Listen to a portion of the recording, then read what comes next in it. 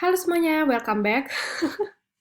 Welcome back ke Ibu Dosen slash YouTuber. Alah, oke. Hari ini kita akan belajar tentang alat-alat dan teknik yang dipakai dalam manajemen kualitas. Jadi kita sudah belajar tentang manajemen kualitas seperti ini. Nah, untuk memastikan manajemen kualitas itu dilakukan, kita sudah bahas minggu lalu, kita harus dokumentasikan. Jadi kita harus dokumentasikan bahwa kita melakukan hal ini dan bagaimana panduan-panduannya. Nah, supaya panduan-panduan itu kita bisa buat, ada banyak cara untuk membuat panduan itu. Panduan bisa buku panduan yang kita tulis secara detail, bisa juga kita pakai dengan teknik-teknik seperti ini. Ya, ada banyak alat dan teknik dalam quality management. Kita bisa lakukan checklist, kita bisa pakai flowchart, kita bisa pakai Key C7, atau itu adalah the 7 quality control tools. Kemudian kita bisa melakukan quality costing, statistical process control juga bisa.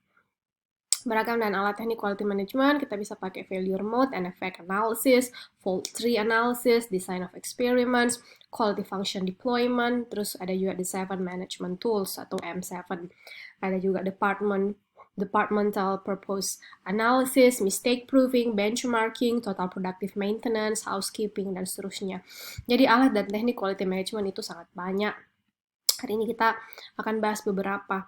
Saya tidak tahu, saya akan cek, saya sudah share bukunya ke kalian atau belum. Jadi kalau kalian mau tahu lebih lanjut, nanti kalian bisa baca di bukunya untuk tidak semua metode seini. Jadi yang populer saja, yang banyak dipakai dalam perusahaan yang saya jelaskan. Nah, ketika kita memilih alat dan teknik untuk quality management, ada dua faktor yang kita harus ingat. Jadi kita mau pakai flowchart, kayak checklist, kayak atau apa, kita harus ingat dua faktor ini.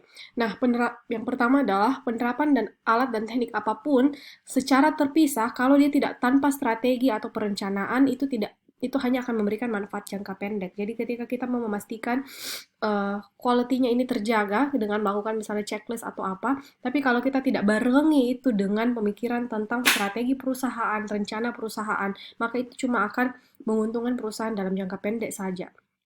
Dia akan bagus kalau memang dia akan lebih efektif dan lebih bisa dipakai dalam jangka panjang kalau memang kita sesuaikan dengan strategi dan rencana perusahaan begitu.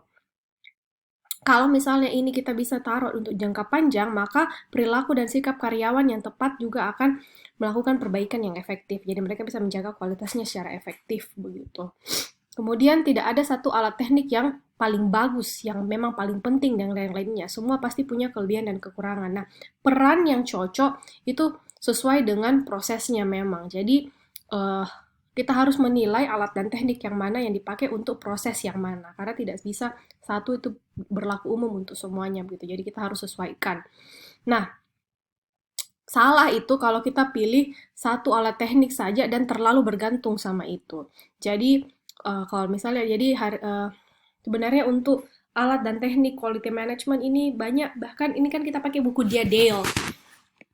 Dale sendiri ini banyak memakai pelajaran-pelajaran dari Jepang. Jadi orang Jepang itu mereka banyak dipakai sebagai kiblat dalam quality management. Jadi kalau kalian pernah baca Toyota Way atau uh, ada juga tentang yang Kaizen improvement dan lain-lain. Nah, itu banyak yang agak kiblatnya itu menuju ke Jepang. Kenapa? Karena orang Jepang itu kalian tahu kan mereka sangat intricate, detail dan sangat bersungguh-sungguh dalam pekerjaannya. Untuk minum teh saja mereka bikinkan upacara untuk menikmati cara duduknya, cara anu tehnya dan lain-lain. Jadi mereka punya filosofi yang seperti itu supaya dapat kualitas yang paling bagus. Nah, dalam manajemen modern ada beberapa hal di mana kita menjadikan Jepang itu sebagai kiblat begitu.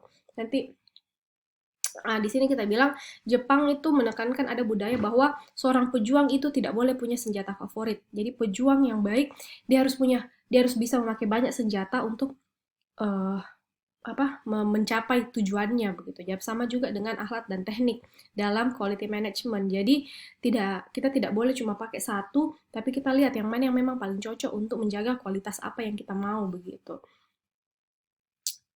Jadi misalnya ada ungkapan umum yang bilang kalau Anda hanya memiliki palu, mewujudkan betapa banyak masalah yang terlihat seperti paku. Padahal tidak semua masalah itu paku. Bisa saja masalah itu hal yang lain yang tidak cocok pakai palu-palu. Mungkin harusnya pakai linggis, mungkin harusnya pakai sekop, atau apa. Gitu. Quality is never an accident, it is always the result of intelligent effort. Jadi kualitas itu tidak pernah terjadi secara sengaja, secara tidak sengaja. Kualitas itu selalu hasil dari intelligent effort. Jadi usaha yang dilakukan, yang memang dipikir begitu. Memang dipikirkan dengan baik. Hal-hal yang perlu dipertimbangkan ketika kita memilih alat dan teknik quality management. Yang pertama, ketika kita memilih alat dan quality management, yang pertama kita lihat sebenarnya apa tujuan fundamental dari teknik tersebut. Kemudian kira-kira teknik ini apa yang akan dicapai kalau kita memilih teknik yang ini, alat yang ini. Kemudian, apakah alat ini, teknik ini akan bermanfaat jika diaplikasikan tersendiri? Kemudian, apakah apakah teknik tersebut ini cocok nggak ya untuk produknya kita, prosesnya kita, orangnya kita, dan budaya perusahaannya kita? Kemudian, bagaimana teknik tersebut memfasilitasi kemajuan perusahaan? Oh, ya. Mana? Oke, lanjut. Nah, kemudian hal-hal lain yang perlu dipertimbangkan ketika memilih alat dan teknik dalam quality management adalah apakah ada perubahan organisasi yang perlu dilakukan supaya teknik itu bisa menjadi lebih efektif. Kemudian apa sumber daya, skill, pelatihan, informasi, dan lain-lain yang dibutuhkan supaya kita bisa memperkenalkan teknik quality management ini dengan lebih baik. Kemudian apakah perusahaan mempunyai skill management, sumber daya, dan komitmen yang cukup untuk pakai teknik ini. Jangan sampai kita bikin teknik quality management yang sangat detail, tapi orang itu sebenarnya karyawan itu belum punya komitmen yang cukup untuk melakukan hal itu. Jadi kita sudah merancang quality management, teknik quality management yang sangat terperinci, tapi ternyata terlalu ribet. Baru kok karyawan itu merasa dan mereka tidak mau komit untuk melakukan hal itu. Jadi ya setengah mati dibikin baru ternyata setengah mati dirancang baru ternyata tidak dipakai jadi kan sia-sia. Kemudian apa kira-kira potensi kesulitan yang bisa dihadapi ketika kita pakai teknik tersebut? Kemudian apa keterbatasan dari teknik yang akan kita pilih itu? Jadi ketika kita memilih alat dan teknik quality management ya kita harus memperhatikan hal tersebut. Nah, sebelum saya lanjut, saya mau cerita dulu. Jadi minggu lalu saya janji itu ada temanku yang kerja di quality assurance di bank. Nah, temanku ini anak manajemen juga, satu angkatan sama saya dengan Ibu Sani. Dia kerja di bank, terus dia bagian quality assurance khusus untuk divisi kredit modal kerja atau kredit investasi. Jadi dia malu-malu beda, jadi makanya dia nggak mau malu-malu. Intinya temanku ini dia ceritakan lewat WA begitu tentang quality assurance. Jadi ceritakan bahwa di perusahaannya itu ada divisi quality assurance. Nah, kebetulan temanku ini menangani divisi kredit modal kerja dan kredit investasi. Jadi prosesnya adalah temanku yang dia lakukan dia itu mengakses kredit. Jadi dia menilai kredit yang sudah direalisasi. Jadi orang ajukan kredit dan kredit ini sudah diberikan.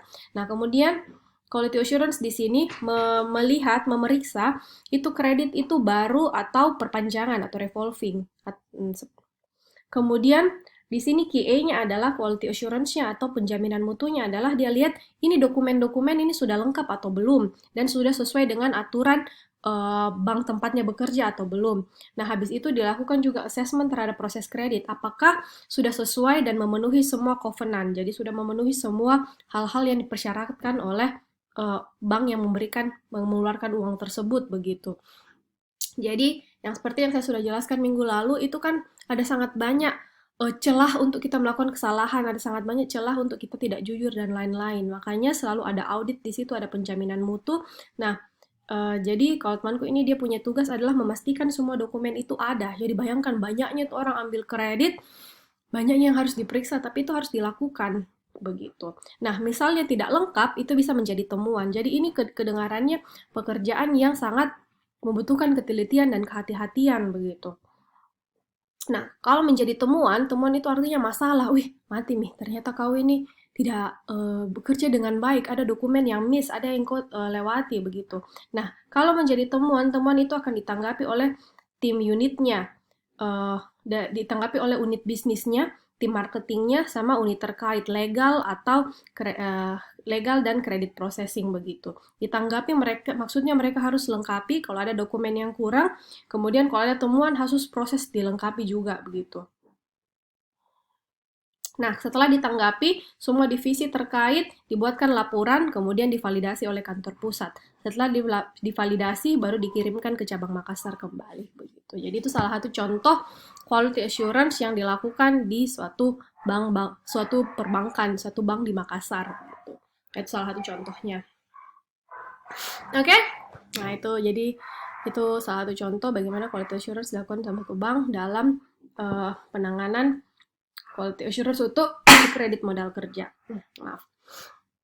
Nah, kembali lagi ke alat dan teknik. Jadi, untuk alat dan teknik dari quality management ini ada banyak. Nah, tapi kita ketika menerapkan alat dan teknik ini, kita mengharapkan itu ada improvement, ada kemajuan yang terjadi. Jadi, ada kemajuan di sini, kemudian penggunaan alat dan teknik untuk quality management. Jadi KISI 7 sampai di sini, teamwork, KFD, DOI. Nah, ini semua menjadi cumulative efek kumulatif. Lama tambah naik kinerjanya. Berbagai isu tantangan yang berhubungan dengan penggunaan alat dan teknik quality management. Yang pertama itu biasanya data collection, pengumpulan data, kemudian penggunaan dan aplikasi, kemudian peran dalam meningkatkan kinerja, ya kita tentunya menerapkan alat dan teknik quality management karena kita mengharapkan ada peningkatan terhadap kinerja. Kemudian tantangan lainnya adalah dalam organisasi dan infrastruktur biasanya ya ada resistensi, tidak mau berubah atau tidak mau berkomitmen. Padahal ini kan kita lakukan untuk kebijakan perusahaan. Nah, sebenarnya dalam menentukan alat dan teknik quality management ini yang sangat banyak tadi ini ya, ini sebenarnya kan menjadi suatu dokumen yang sebenarnya kalau kita lihat seolah-olah itu seperti birokrasi begitu, sesuai seperti kenapa kita harus bikin hal-hal begitu ya? Tapi memang perusahaan harus dalam berproses harus melakukan administrasi karena misalnya KRS, misalnya dalam universitas nih, kenapa sih kita harus repot-repot bikin KRS? Lah iya, kan kita harus catat. Kok tidak bisa cuma pesan mau kuliah apa, masuk di mana? Enggak. Kan harus kau mendaftar supaya kau dikasih dosen yang mana. Kalau kau sudah tahu dikasih dosen yang mana, kau akan tahu kau masuk di kelas yang mana, di ruangan berapa, jam berapa. Kemudian nanti kau di situ kau harus absen. Nah, nanti di absen itu dilihat, oh kau absen berapa kali, ditabulasi. Oh dia sering masuk atau tidak. Kalau dia sering masuk, konsekuensinya ini. Kalau dia tidak pernah masuk, konsekuensinya ini. Kemudian itu nanti akan dikumulasi sehingga bisa keluar nilai. Kemudian keluar nilai, nanti itu dipakai lama-lama nilai dikumpulkan menjadi transkrip nilai kalau sudah memenuhi sekian persen kredit sudah bisa menjadi sarjana begitu. Itu contohnya kalau di universitas. Kenapa kita harus melakukan dari KRS sampai kok menjadi sarjana itu semua sambung menyambung gitu dokumennya. Nah, begitu juga dalam perusahaan, ketika kita menjaga penjaminan mutunya, maka ada banyak dokumen yang kita harus pastikan kita bikin. Ada banyak hal-hal yang kelihatannya kayak, kalau kita baru masuk ya,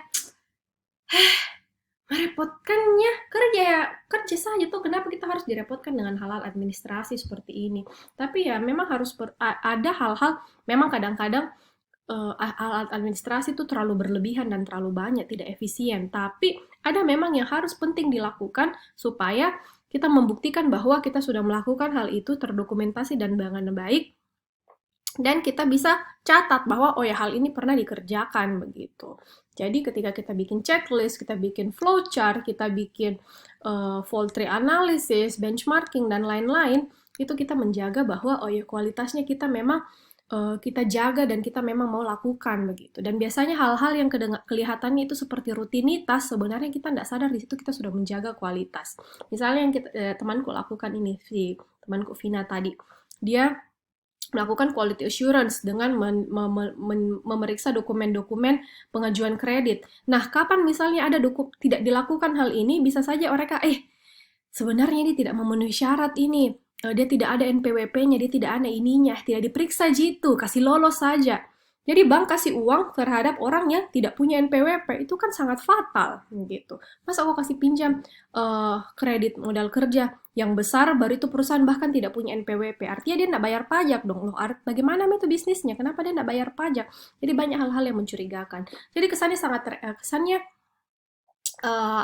simple, tapi dia bisa punya efek kumulatif yang sangat besar dan parah kalau kita tidak kerjakan dengan baik gitu ya. Hal-hal seperti itulah persyaratan dokumen apa itu merupakan sesuatu yang krusial sebenarnya. Oke, saya lanjut bagian kedua.